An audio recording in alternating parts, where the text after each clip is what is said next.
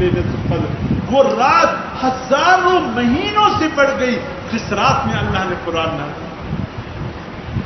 حضور صلی اللہ علیہ وسلم بیٹے سے مسجد نبوی میں کہ اچانک جبرائیل علیہ السلام آئے، یا رسول اللہ صلی اللہ علیہ وسلم آپ بیٹے ہیں؟ حضور صلی اللہ علیہ وسلم فرماتے ہیں ہاں جبرائیل کیا بات ہے؟ فرمایا اللہ فرماتے ہیں کہ ریاض الجنہ آپ آ جائیں۔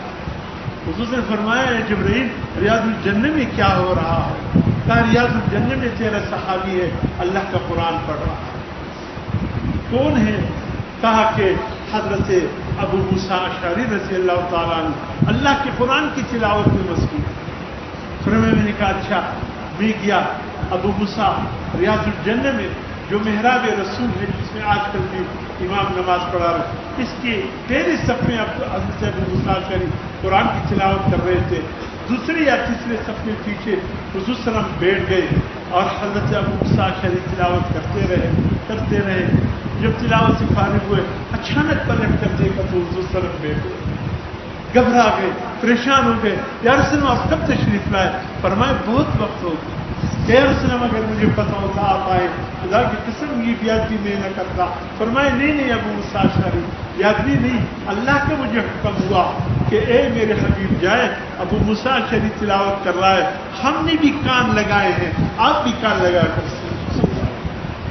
ابو موسیٰ اشعری نے تڑپ کر کہا یا رسول اللہ اللہ السمانی، اللہ نے میرا نام لیا؟ حضور سے فرمایا ہاں ابو موسیٰ اللہ سما کا، اللہ نے تیرا نام لیا، اللہ نے تیرا نام لیا۔ حضور سے فرماتے جو شخص قرآن کی تلاوت میں مصروف ہوتا ہے اللہ فرماتے ہیں اے میرے بندے ہم نے کان لگائے ہیں، تیری تلاوت کو ہم سن رہے ہیں۔